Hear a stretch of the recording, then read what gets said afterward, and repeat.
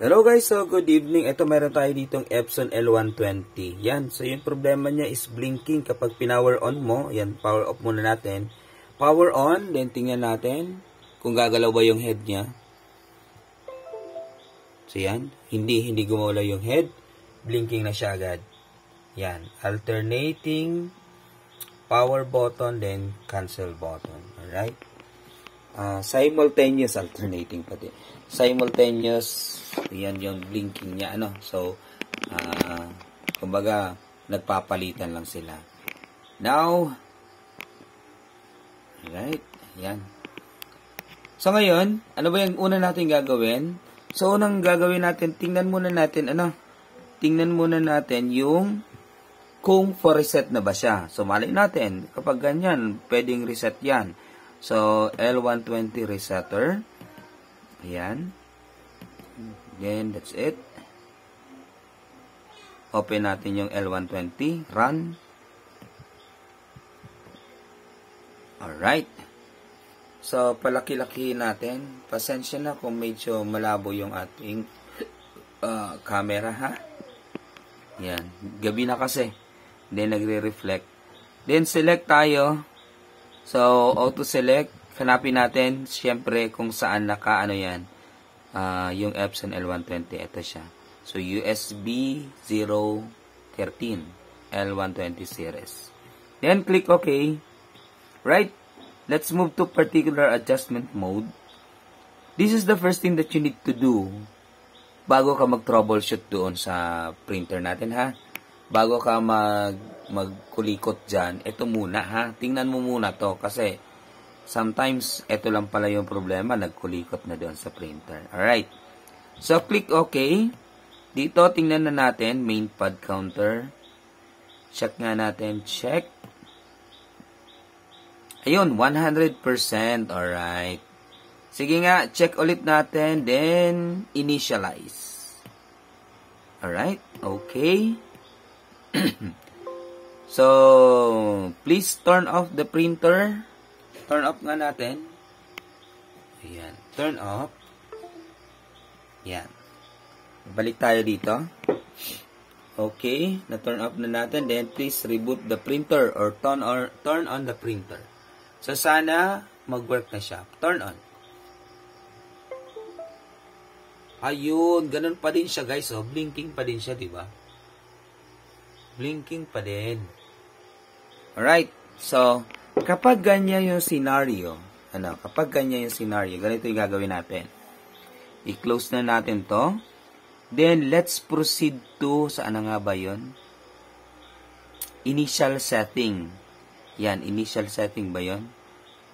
Ayun. So, initial setting. Then, check natin. EEPROM initial setting. Check nga natin. Okay, so ito, kopyahin nyo yung kopyahin nyo yung kanyang serial number. So, serial number niya is, kasi input natin yung serial number dyan. So, yung serial number niya is TP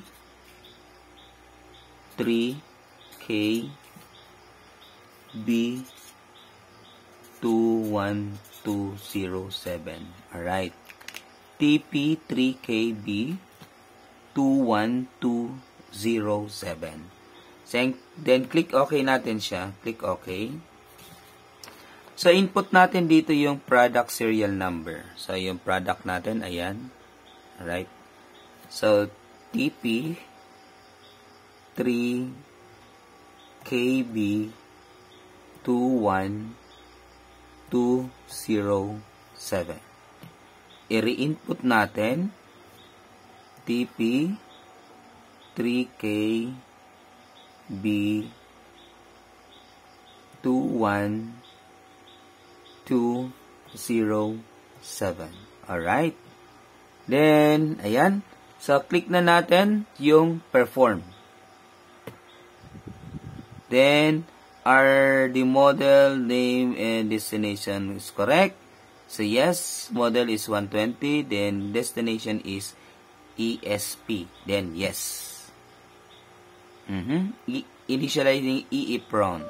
So, communication error na siya, guys. Ayan, communication error. Alright. Ba't ba siya nag-communication error?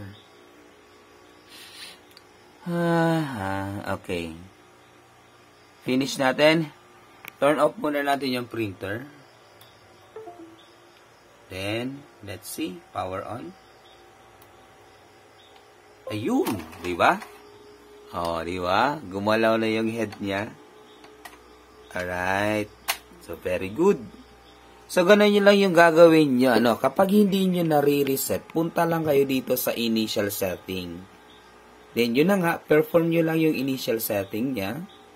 Then, input, check mo muna. Then, isave mo yung kanyang product serial number. Then, i-input mo dito. Then, perform. So, in this case, the printer is preparing, printing. Is cleaning. Please wait yan. So, yan. May... Oops, what's that? Ano ba yun? Ano ba yun? Okay, so wala naman. So yan, di ba? So ganun lang yung gagawin natin. So napakasimple lang. Sabi ko nga,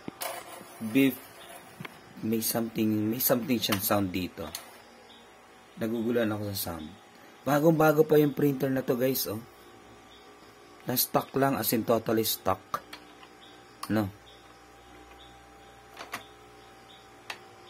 Yan. So, sabi ko nga kanina, before you touch anything, before you check anything, if that is the case, simultaneous na nagbi-blink siya, so possible sa reset siya. Kailangan mo is resetter. EEPROM resetter.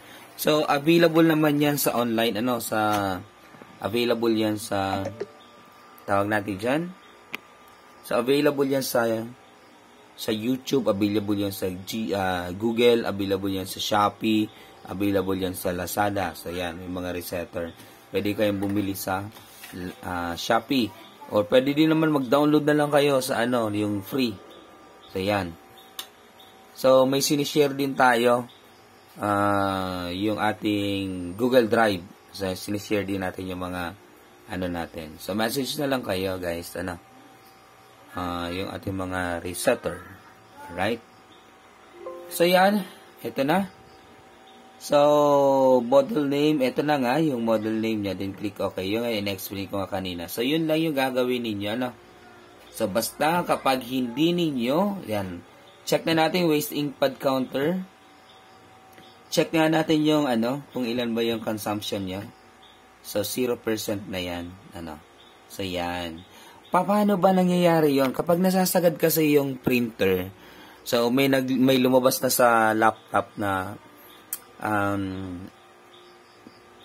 yung ink pad, your waste ink pad is near to full, mga ganon. Then, print ka pa din ng print.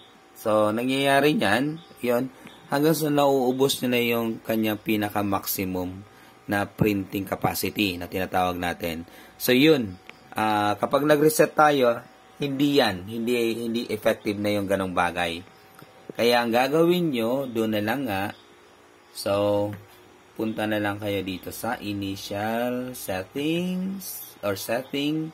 Then, check nyo. Then, please copy the serial number. Then, click OK. Then, input nyo yung serial number dito.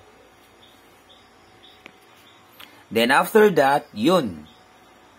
Then, click nyo na yung check. Then, magdi-disconnect siya. Communication error. Then, turn off nyo yung printer. And power on. Then, yun na. Okay na yan. So, sana may natutunan kayo sa...